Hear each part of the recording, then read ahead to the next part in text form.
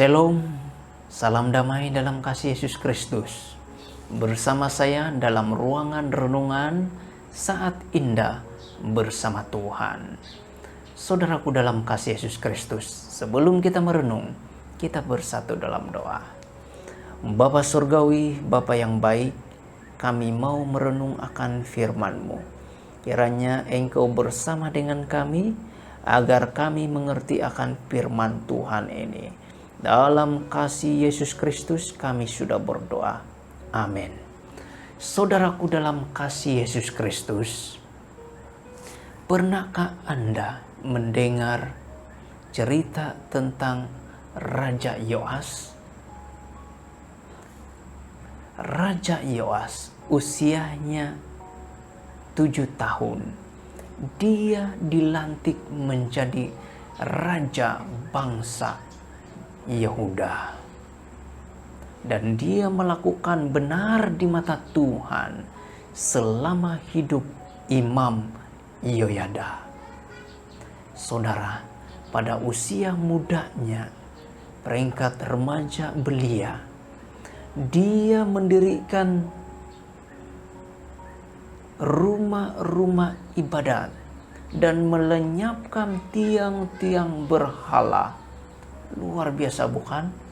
Karena dia melakukan baik di mata Tuhan. Karena pada waktu itu Imam Yehoyada bersama dengan dia.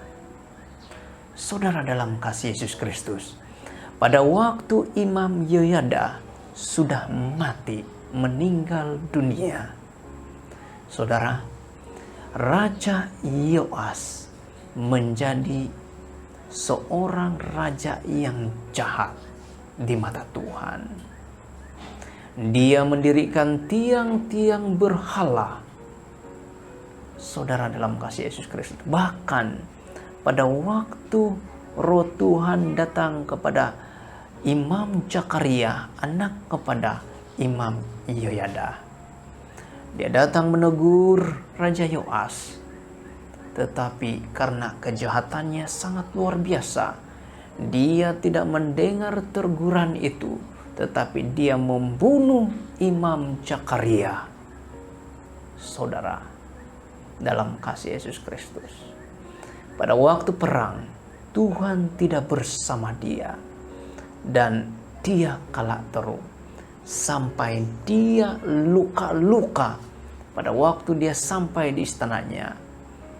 Saudara, karena dia jahat di mata Tuhan, dia bukan dibunuh oleh musuh-musuhnya, tetapi orang-orangnya sendiri yang membunuh Raja Yoas. Saudara-saudari, dia jahat di mata Tuhan dan jahat di bangsa orang Yehuda. Saudara-saudari dalam kasih Yesus Kristus, bagaimana dengan kehidupan kita? Apakah kehidupan kita ini sudah bersandar penuh kepada Yesus Kristus? Apakah Tuhan Yesus Kristus adalah teladan kita dalam kehidupan kita? Pada waktu kita sudah menerima Yesus satu-satunya jalan keselamatan, ataupun kita hanya melihat siapakah pendeta di daerah kita dan siapakah elder di gereja kita. Saudara, pada waktu seorang pendeta melayani di tempat kita, dia sangat luar biasa, sehingga kita menjadi seorang yang aktif, yang sangat luar biasa, karena kita sentiasa ikut pendeta ataupun pastor, ya. Dan begitu juga pada waktu seorang elder menjadi elder gereja kita, kita ini seorang yang giat dalam gereja. Tetapi pada waktu pendeta daerah berpindah, ada kalanya ada juga yang murtad. Apakah kita akan murtad? Apakah kita meninggalkan gereja pada waktu pergantian Elder? Saudara,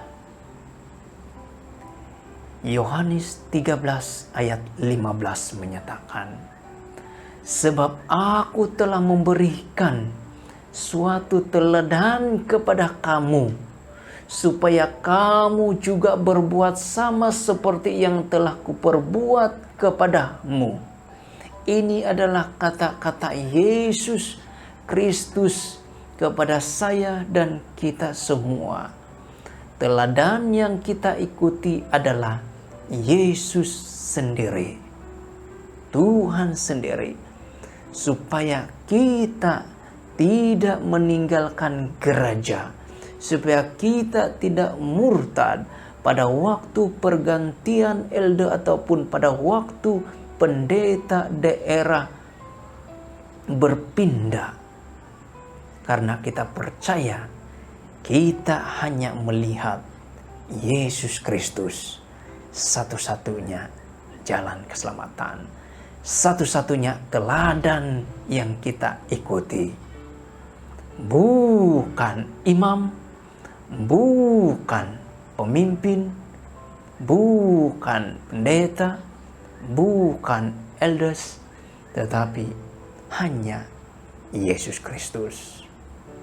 Itulah makanya saya mengajak kita supaya kita mengingati cerita Raja Yoas, supaya kita tidak sama dengan Raja Yoas, tetapi kita tetap setia sama Tuhan karena kita melihat Yesus. Amin. Itu saja renungan pendek yang bisa saya sampaikan pada hari ini. Puji Tuhan. Kita bersatu dalam doa. Bapa Surgawi, Bapa yang baik, terima kasih karena Engkau bersama dengan kami dalam ruangan renungan singkat ini. Terima kasih apa yang kami sudah dengar, kami bisa memperhatikan dalam kehidupan kami. Dalam kasih Yesus, kami sudah berdoa. Amin. Jumpa lagi di renungan seterusnya. Amin.